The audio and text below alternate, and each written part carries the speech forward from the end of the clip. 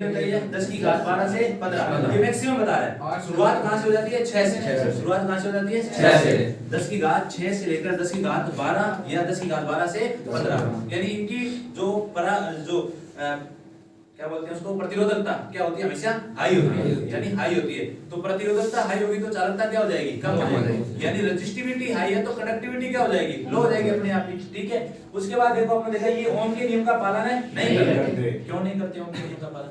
क्योंकि ओम के नियम का पालन ये इसलिए नहीं करते क्योंकि तापमान बढ़ाने पर इनका प्रतिरोध घट जाता है। ये एंटीसी टाइप होते हैं। क्या होते हैं? एंटीसी टाइप। एंटीसी टाइप होने के कारण ये ओम के नियम का पालन नहीं करते, क्योंकि ओम के नियम का पालन वही प्राप्त करते हैं जिनकी प्रतिरोध क्षमता या प्रतिरोध तापमान गुणांक जो होता है वो 0 होता है। क्या होता है? 0। अर्थात प्रतिरोध में चेंज नहीं आना चाहिए तापमान के साथ। किसके साथ में? तापमान के साथ। क्योंकि लंबाई और एरिया को तो आप कांस्टेंट रख सकते हो। ठीक है। उसके बाद देखो इनकी परावर्तन सामर्थ्य क्या होती है? उच्च होती है। इसलिए इनको क्या कहा जाता है? परावर्तन भी कहा जाता है। ठीक है। उच्च होनी चाहिए। सिंपल सी बात है, मैंने आपको बताया था कि कुचालकों की परावर्तन सामर्थ्य ना तो नेगेटिव होती है ना जीरो होती है। ना नेगेटिव ना जीरो होती है, हमेशा धनात्मक होती है। हमेशा क्या होती है? धनात्मक। ठीक है। और शुरुआत कहां से हो जाती है? 3 से। सबसे कम अपने किसकी लेते हैं? वायु। कितनी? 3 किलोवोल्ट प्रति एमएम। ठीक है। आगे देख लेंगे बाकी अपने। उसके बाद ये इसने बता दिया कि अलग अलग जिसमें कागज है, लकड़ी है, रेशेदार कांच है, मृतिका है। मृतिका को बोलते हैं, क्या बोलते हैं मृतिका को? सिरेमिक, या आपने सुना हुआ नाम, उसको बोलते हैं सिरेमिक ही बोलते हैं वैसे तो मृतिका को। ठीक है। उसके बाद पोर्सलेन है, अभ्रक है, एस्बेस्टस है, कांच है, वाटर है, प्राकृतिक रबर, नेचुरल रबर भी है। उसके बाद ब्यूटाइल रबर भी है, पीवीसी भी है, बीआईआर भी है, बेंजोलाइट भी है, ट्रांसफार्मर भी है, हाइड्रोजन है, सल्फर हेक्साक्लोराइड है। हाइड्रोजन भी क्या होती है? गैस होती है। ठीक है। और उसके बाद जो आपने पढ़ा था आर्गन गैस है। कौन सी है? Argon gas. वो भी क्या होती है? कुचालक। समझ में आई बात? ये आदर्श गैस है। कौन सी गैस है? आदर्श गैस है। विद्युत की क्या होती है? कुचालक। अब आपको देखो 3 प्रकार के कुचालक होते हैं। पहले ठोस, दूसरे द्रव और तीसरे गैस। ठोस आपको पता है कौन से होते हैं? ठोस जिनकी आणविक स्ट्रक्चर भौतिक क्या होती है? टाइट होती है। भौतिक क्या होती है? टाइट। मतलब जिसमें अणु क्या होते हैं? पास होते हैं। वो क्या होता है? ठोस। और ठोस कुचालक आप सभी को पता है कौन कौन से हैं? ठोस कुचालक कौन कौन से हैं? सबसे पहले ठोस वाटर है, कांच है, उसके अलावा कौन है? पोर्सलिन है। ठीक है। उसके अलावा कौन है? मान लो ब्यूटाइल रबर भी थोड़ा फ्लेक्सिबल टाइप में आ जाता है, लेकिन इसमें दूसरा आते हैं द्रव। क्या आते हैं? द्रव। द्रव के अंदर आपको पता है एक ही चीज है, क्या? ट्रांसफार्मर तेल है। ट्रांसफार्मर तेल कुचालक है लेकिन द्रव है। कुचालक है लेकिन द्रव। तीसरा आते हैं गैसीय कुचालक। कौन से आते हैं? गैसीय कुचालक। गैसीय कुचालक जो होता है उसमें आ जाते हैं कौन? सल्फर हेक्साक्लोराइड गैस, जो कि SF6 के नाम से जानी जाती है। किस नाम से? SF6 के नाम से। उसके अलावा आपके पास में कौन सी आ जाती है? आर्गन। कौन सी आ जाती है? आर्गन। तो ये सारी कौन सी गैस थे? और ऐसे भी कह सकते हैं आदर्श गैस से भी विद्युत की क्या होती है? कुचालक। आइडियल गैसेस विद्युत की क्या होती है? कुचालक होती है। तो ये क्या हो गया अपने पास में? कुचालक। फिर अपनों ने एक चीज पढ़ी थी अभी थोड़ी देर पहले, परावर्तन सामर्थ्य, जिसको कहते हैं डाइलेक्ट्रिक स्ट्रेंथ। क्या कहते हैं? Dielectric strength. विद्युत सहन करने की क्षमता क्या कहलाती है? Dielectric strength. अभी अपन ने इसके बारे में पढ़ा है। और डाइलेक्ट्रिक स्ट्रेंथ किन बातों पर निर्भर करती है? सबसे पहले बताओ मुझे आप लोग। डाइलेक्ट्रिक स्ट्रेंथ निर्भर करती है नंबर 1 किस पर? तापमान पर। नंबर 2 नमी पर। नंबर 3 पदार्थ की प्रकृति पर। नंबर 4 आवृत्ति पर। और नंबर 5 वोल्टेज पर। समझ में आ गई? ये कौन निर्भर करती है? परावर्तन। उसके बाद कई बार बोलता है इंसुलेटर की मोटाई पर। इंसुलेटर की मोटाई पर वो है ही अपने पास। ठीक है। फिर देखो अलग अलग पदार्थ जो है उनकी परावर्तन सामर्थ्य है। ये एक टेबल है जिसमें देखो सबसे ज्यादा किसकी है? अभ्रक। अभ्रक को माइका लिखते हैं। क्या लिखते हैं? माइका। कितनी है? 20 से 60 किलोवोल्ट प्रति एमएम। 20 से 60 किलोवोल्ट प्रति एमएम। शुष्क वायु की कितनी है? 3 किलोवोल्ट प्रति एमएम। 2 से 3 बार क्वेश्चन जो है वो सिर्फ किस पे पूछा गया है? शुष्क वायु पर। शुष्क वायु पर। एक बार ऑप्शन में 3 ना देकर 30 दे देता है। क्या देता है? 30। तो 30 किलोवोल्ट प्रति सेंटीमीटर। वहां पर क्या आ जाएगा? सेंटीमीटर आ जाएगा। आप आईडिया भी लगा सकते हो। 1 सेंटीमीटर में कितने एमएम होते हैं? 10 एमएम। तो 1 एमएम भाग कितनी सेंड कर रहा है? 3 वोल्ट। 1 एमएम भाग कितनी कर रहा है? 3 वोल्ट। तो 10 एमएम कितना करेगा? 30 वोल्ट। करेगा कि नहीं करेगा? भाई 1 सेंटीमीटर में कितने एमएम होते हैं? 10 एमएम। कितने होते हैं? 10 एमएम। तो 1 एमएम कितनी कर रहा है? 3। 2 एमएम 6, 3 एमएम 9, 4 एमएम 12, फिर ऐसे करके 10 एमएम कितना हो जाएगा? 30 वोल्ट। कितना हो जाएगा? 30 किलोवोल्ट। तो 30 किलोवोल्ट प्रति mm सेंटीमीटर 3 किलोवोल्ट प्रति mm। फिर आता है ट्रांसफार्मर है, कौन सा आता है ट्रांसफार्मर 30 से 40 किलोवोल्ट प्रति mm। फिर आता है रबर 30 से 50 किलोवोल्ट प्रति mm। फिर आता है पोर्सिलीन वैसे तो वोल्ट ठोस है लेकिन डाइलेक्ट्रिक सेंसिटिव कितनी होती है 8 से 12 किलोवोल्ट प्रति mm। अब मैं आपको बात करता हूं इंसुलेटर की, इसकी बात करता हूं इंसुलेटर की डिस्क का नाम सुना है सबने? शक्ति वाले इंसुलेटर होते हैं जो ओवरहेड लाइनों में लगाए जाते हैं खंभों के पास, देखा होगा सबने? इस तरीके का एक इंसुलेटर होता है, देखो ऐसे ऐसे आपने देखा होगा। ये इंसुलेटर खंभों में लगा होता है और टावर बड़े बड़े टावर होते हैं उन पे देखना गोल गोल ऐसे चक्तियां से लगी होती है। एक चक्ति आपको पता है कितने की होती है? 11 केवी। कितनी होती है? 11 केवी। और यहाँ पर मैक्सिमम क्षमता कितनी है? 12 केवी। यानी एक चक्ति 12 केवी की होती है। क्यों? क्योंकि उस इंसुलेटर किसका बना होता है? पोर्सिलीन की डाइलेक्ट्रिक कितनी होती है? 8 से 12 किलोवोल्ट प्रति एमएम। ठीक है। उसके बाद बेकेलाइट की 17 से 21 किलोवोल्ट प्रति एमएम। बेकेलाइट आपके घरों में स्विच, सॉकेट, होल्डर ये सब किसके बने होते हैं?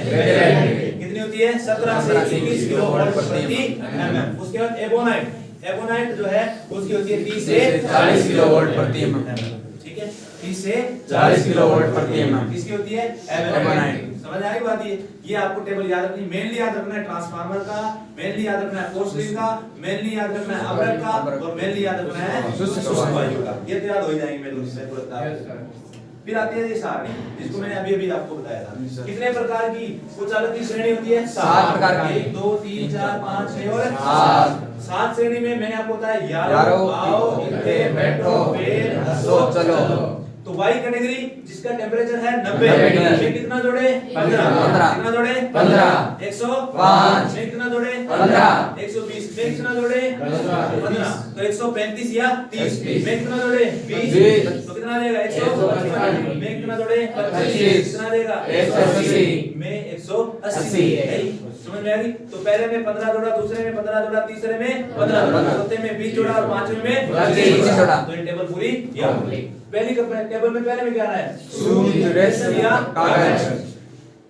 इसको जूट भी बोल देते हैं। क्या बोलते हैं? जूट। तो सूत, रेशम व कागज का टेंपरेचर कितना होता है? 90 डिग्री। कौन सी कैटेगरी में? वाई। अब देखो ये सूत वापस रिपीट हो गया यहाँ पर।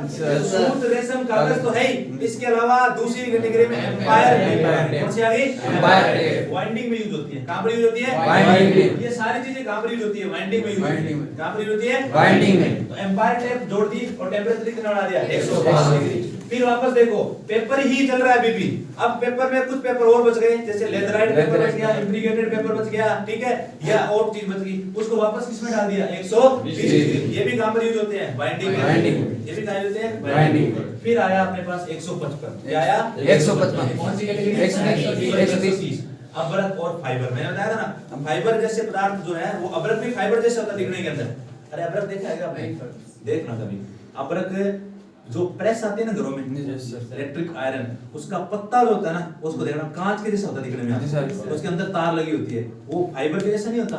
फाइबर तो सभी की देखी हुई है, अभी मैं बोलूंगा कि फाइबर नहीं देखी हुई, आपको वैसा देखी हुई है। फाइबर नहीं लगाते, गेट वगैरह पर नहीं लगाते, वो फाइबर ही तो है। और क्या है? वो फाइबर मटेरियल है। वैसा ही मटेरियल कौन होता है? अब्रक। तो फाइबर मटेरियल सारे कौन सी कैटेगरी में आते हैं? बी कैटेगरी, जिसमें अब्रक भी आ गया और फाइबर भी आ गए सारे। समझ में आ गई बात? ये फिर आती है एफ कैटेगरी। कौन सी आती है? F category. ये क्वेश्चन मैंने आपको बताया था, डीआरडी में पूछा गया। क्या पूछा गया था? बी कैटेगरी जो होती है उसमें अब्रक जो है वो कौन सी कैटेगरी में आता है? अब्रक कुचालकों की कौन सी श्रेणी में आता है? तो कौन सी श्रेणी में आता है? बी श्रेणी में। फिर देखो अब्रक फिर रिपीट हो गया, कहां पर? एच श्रेणी में। लेकिन इसका प्रॉपर स्थान किसमें है? बी श्रेणी। प्रॉपर स्थान कहां पर है? बी श्रेणी में। फिर आगे आपके पास एफ श्रेणी, टेंपरेचर कितना है? 155 डिग्री। पॉलीएस्टर और इसके बाद में एपॉक्साइड वार्निश। वार्निश कहां होती है? बताया सबको? देखो याद रखना, पॉलीएस्टर और एपॉक्सी वार्निश की बात करता हूं मैं। ये वैसे तो होते हैं लिक्विड जैसे, ठीक है, लेकिन तापमान लगने पर ये और ज्यादा क्या हो जाते हैं? कठोर हो जाते हैं। वार्निश का यूज भी किस पर करते हैं? वाइंडिंग। किस पे करते हैं? वाइंडिंग पर। सुपर इनेबल का नाम सुना है ना आपने? वो चीज इसी में आती है, पॉलीएस्टर और एपॉक्साइड वार्निश। समझ आ रही? एपॉक्साइड वार्निश तापमान के बढ़ने पर इसकी स्ट्रेंथ क्या हो जाती है? बढ़ जाती है। इसलिए मोटरें गर्म होती है ना, तो उनकी वाइंडिंग पर जो इंसुलेशन था वो और ज्यादा क्या हो जाता है? कठोर हो जाता है। फिर आता है अपने पास 180 डिग्री में सिलिकॉन रबर, एस्बेस्टस वगैरह इसमें आ जाते हैं। और लास्ट में तो चीनी मिट्टी, मैंने बताया था ना, ठोस सारे लास्ट में। बहुत सारे लास्ट में, कागज कपड़ा सारे ऊपर ही ऊपर। बी में कौन आते हैं? अपर और फाइबर। ये याद रखने, बाकी ये 3 रिपीट हो गए वापस, हो गए कि नहीं हो गए? और यहाँ अपर वाले वापस रिपीट हो जाएंगे, ठीक है? तो ये आपको याद रखना है। क्लियर होगी ये बात? अब इनको पढ़ना है स्टेप टू स्टेप। अब इनको क्या पढ़ना है? स्टेप टू स्टेप, ठीक है? स्टेप टू स्टेप पढ़ेंगे, अपने देखेंगे कि क्या क्या चीजें अपने सामने आ रही है, उनको अलग अलग पढ़ेंगे। तो सबसे पहले आपके सामने आ रहा है यांत्रिक सामर्थ्य को लाने वाले।